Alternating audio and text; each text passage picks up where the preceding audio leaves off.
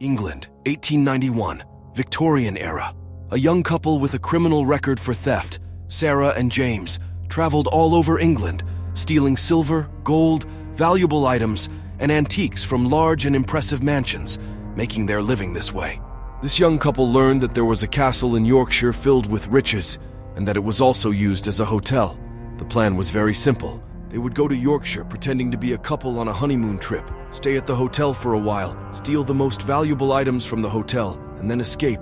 They set off on their journey and arrived in Yorkshire, but the castle was quite far from the center and in a rural area. They talked to coachmen to arrange a carriage ride, but none of them agreed. They all spoke with a fearful manner, saying they would not go there. However, an old coachman said he could leave them at the beginning of the road leading to the castle, but only on the condition that they do not talk during the journey. They accepted the man's condition and then set off on their way. The coachman left them at the beginning of the road as he had said, and while leaving, he only said goodbye to them. The young couple took their belongings and walked from the start of the road to the castle. The castle was very grand and reflected the splendor of the Victorian era. It had a large door with very beautiful carvings.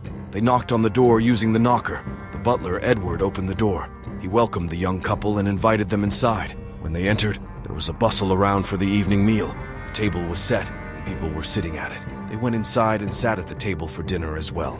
After dinner, they sat in the living room to observe their surroundings, where there was an old woman and a little girl named Linda, who she said was her granddaughter. Both were strange characters. The old woman was a talkative type who never stopped talking, while Linda was quiet and calm, never speaking. They said Linda had a problem with her vocal cords, making it difficult for her to speak.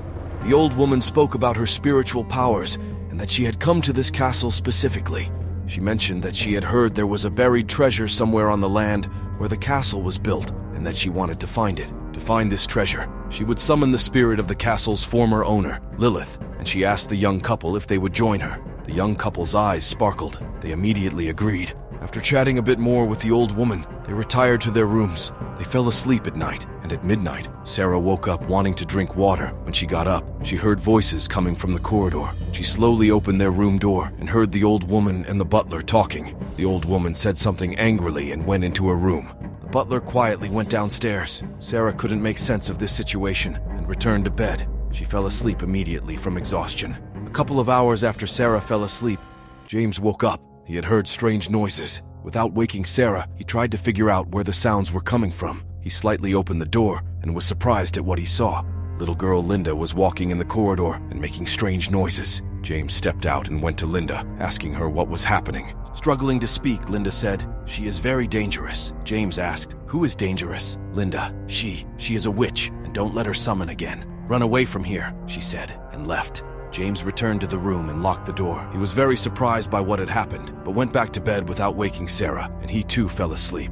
The next morning, they slept until noon. When they got up, they went down to the lobby, had a quick breakfast, and then went outside to explore and look around. They were also curious about the treasure the old woman had mentioned. When they went to the back of the castle, they saw a cemetery. In the cemetery, there was a freshly dug grave. The gravedigger was working on the gravesite. The grave was dug and left open. They asked the gravedigger if someone had died, but the gravedigger continued his work without saying a word. They continued talking among themselves, wondering who could have died in this place so far from the city. Then they walked around a bit more and returned to the castle as evening approached. Later, they had their dinner and eagerly awaited the old woman's seance to summon the spirit. The old witch had prepared the spirit board, and the seance had begun. She started speaking in an incomprehensible language and began trembling. She looked around as if there were invisible beings and continued talking to them.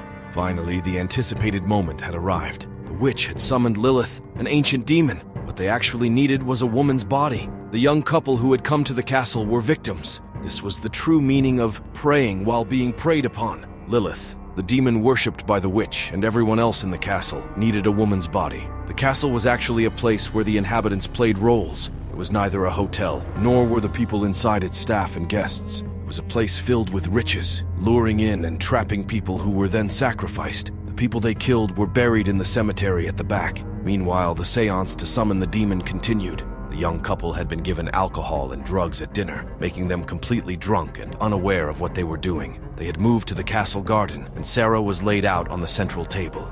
Her hands were tied, and the poor woman was waiting for Lilith to arrive. However, one thing was missing. A sacrifice was needed, and blood had to be spilled. They grabbed poor James and brought him to the table's side, where the young man was executed with a knife. His blood flowed onto his wife, Sarah. Everything was now complete, and the old witch was about to achieve her goal. Lilith had answered the calls and had arrived. As the demon Lilith entered Sarah's body, the woman screamed in great pain. The woman was no longer herself, and her movements were entirely controlled by the demon. When the demon Lilith entered the woman's body, she levitated off the ground and completely lost herself. The body now belonged to Lilith. The single grave that had been dug was now James's.